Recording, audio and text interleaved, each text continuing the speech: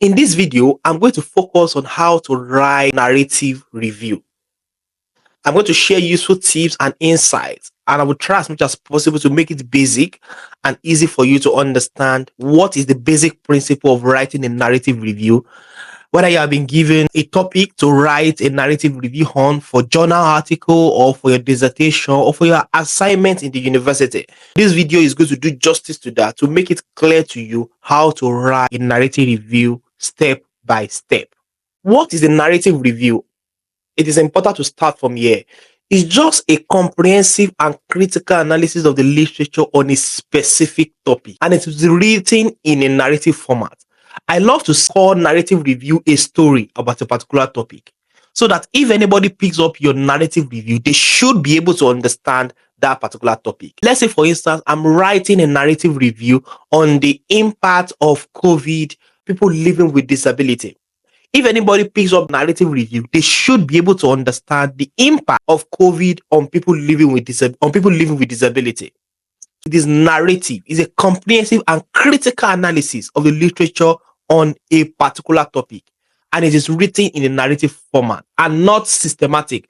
It is often used to provide an overview and synthesize existing knowledge or identify gaps in research. So what we use it for is to review paper unsystematically, just gather different evidence and write a story around that particular topic. If anybody picks it up, they'll be able to understand what you are trying to say or what the topic is all about. I see narrative review more to be educational write-up, because anybody that picks up your narrative review should be able to have a raw overview or an understanding of that particular topic. So how is it different from systematic review? I think it is important for me to make this clear, how narrative review is different from systematic review. Narrative review provide a broad interpretive overview of a particular topic, while systematic review answers a specific question with rigorous evidence.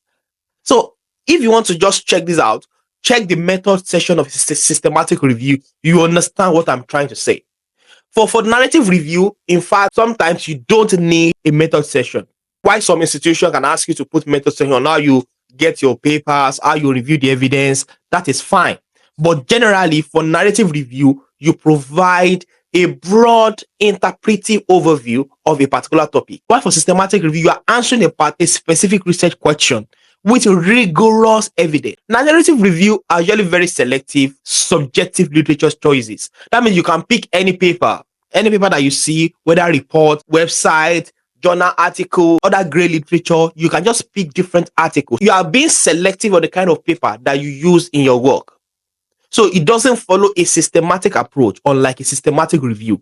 You make it clear how you select the paper, what are you looking for in the paper, the risk of bias, the quality of the paper. You are able to show us clearly. So if you want to understand the difference more, just look for a systematic review and a narrative review. Look at the methodology. You see that they are very, very different. In a systematic review, you are following a structure, a replicable protocol.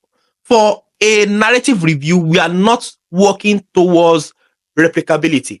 We don't want the work to be replicable. That's not the aim of a narrative review. But a systematic review, you want reproducibility. We want replicability. So that anybody that performed that systematic review following your method, they should be able to get the same answer. So, but for narrative review, the choice of paper is actually highly, highly selective. Analysis. Narrative review is usually qualitative in nature. It's qualitative. You are just looking for themes, you are looking for information, and you are writing them like a story. But for systematic review is also a qualitative. But sometimes you can have something called meta-analysis after your systematic review, which is a quantitative way of quantifying the evidence that you've gotten. So I'm not going to systematic review today, but just know that systematic review is also qualitative, and also, but what makes the major difference is that for systematic review, you are working towards reproducibility, replicability of what you've done. Narrative review risk bias from author perspective, because when you are writing the narrative review, you can also provide your own insight, you can provide your own ideology, you can select the paper. It is more prone to bias, unlike systematic review, where you assess the bias, level of bias in the paper, you assess the quality of the paper that you include in a systematic review. So transparency is priority when it comes to systematic review. And in fact, there are some tools that you use to assess risk of bias in systematic review, which you don't need when it comes to narrative review.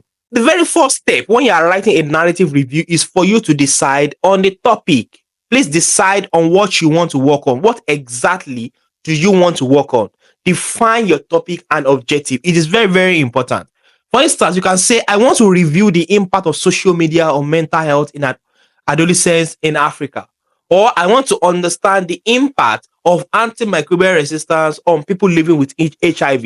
You have to come up with something that you want to really give a broad overview, a very good insight, a narrative, educative, or educational story around that particular topic. So, for instance, I said I want to review the literature to understand the impact of social media on mental health in adolescents in Africa. That's an example. So, it is manageable because there are a number of papers that has been published on this topic, which I can review to give a summary.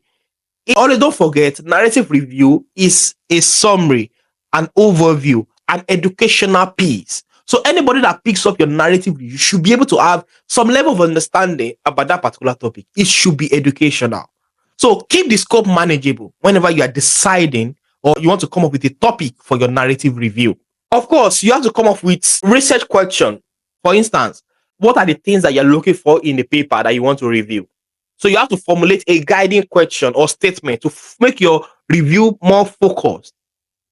So this will shape the narrative and help you decide what literature to include. This is very, very important. So how does social media usage affect adolescents in adolescents' mental health?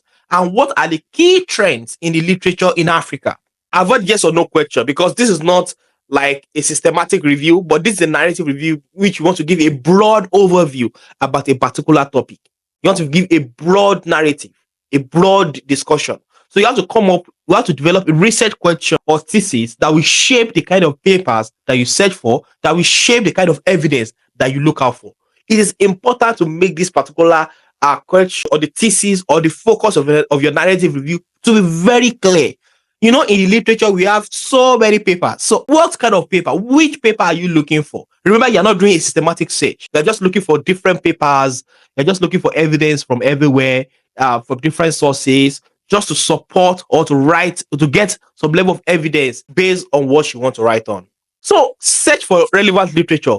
You cannot do a narrative review if there's no evidence. That's why it is called narrative review. You are reviewing existing evidence. That's why I tell people, whenever you want to write a narrative review, first do some form of literature search to see whether you have evidence or papers or data sources available for your review. Because if there's no literature, if there's no evidence, if there's no data source, if there's no information about that topic, it will be very, very difficult for you to write a narrative review. So remember, narrative review is just bringing different papers, different evidence, different knowledge, different insight, broadly, selectively, to provide education, to provide insight on a particular topic. If I'm writing a narrative review on the impact of COVID on people living with disability, there are a whole lot of evidence on that. I'm just being selective. Let me just select different papers just to make an argument to show that COVID has impacted people living with disability. So search for relevant literature on that particular topic and see what are the kind of information that are available, whether books, whether websites, whether WHO resources, different sources. Remember, this is not a systematic review. Just gather evidence from everywhere and create a meaningful narrative around that particular topic.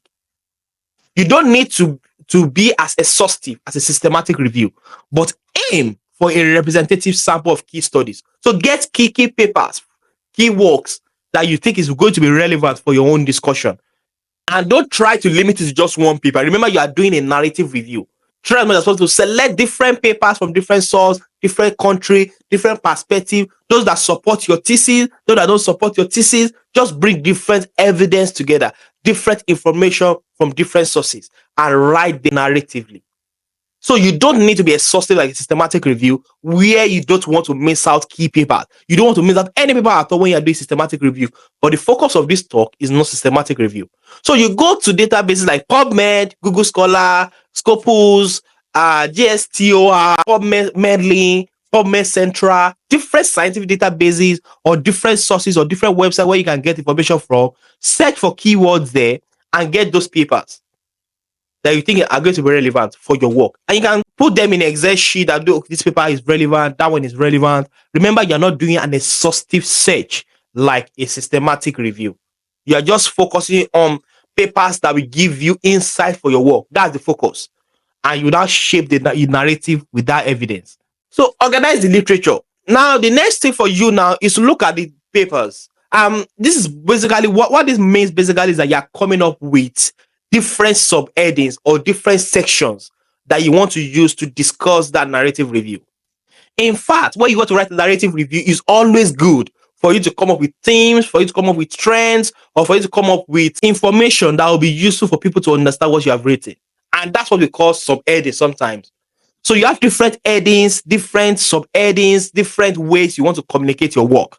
It's always good for you to organize the literature in a way that people will understand what you have written and they'll be clear on the key messages that you're trying to pass with your work. So whenever you're writing a narrative review, it's always good for you to break information down into subheading. So have different subheadings that will make it easy for people to understand what you're writing on. So organize by subtopics is always very, very good. And sometimes I want to show how understanding has evolved over time as well. You can start with historical perspective, move to newer knowledge. That kind of way makes it easy for people to understand what you have written. So you can also build conceptual framework around what you search for and try as much as possible to understand the topic a lot more better under a particular framework or under a particular theory that you have previously. So, but make sure that your work is organized from the title to from the introduction now to the subheadings. So different subheadings will make it easy for people to understand what you have written. Now, critically analyze the literature. Now that you know the pattern, you know the structure, then what is important now is for you to bring the evidence together, write in a way that people will understand what you have written, compare, contrast, look at the relevance, look at the contribution of different study, look at patterns, look at contradiction. Write it in a way that is interesting. Remember, I've said it earlier that you are writing a story. You are writing a insightful thing that people will actually pick up and understand that, see, this is what this topic is all about. And this author is able to do justice to it, to explain to us clearly what is the impact of social media on mental health of adolescents. So if I pick up your narrative review, I should be able to understand it, the way you do the subheading, the way you critically discuss it, compare and contrast, bring evidence from different sources. Try as much as possible to make it interesting. So don't just summarize the paper. Also, you have to provide your thought, you have to provide your insight and what you actually think. That's what makes it a critical review. That's what makes it a critical analysis. Because you're not just reading different papers, you're not just reading different sources and just putting summary together. No, it's not just about summary. It's an overview with some level of interpretation and synthesis as well from your own end. So it is very, very important that you critically engage with the literature and you also provide your own insight, you provide your own thoughts. It's not just a mere summary. And compare, contrast different studies from different sources. Write the narrative.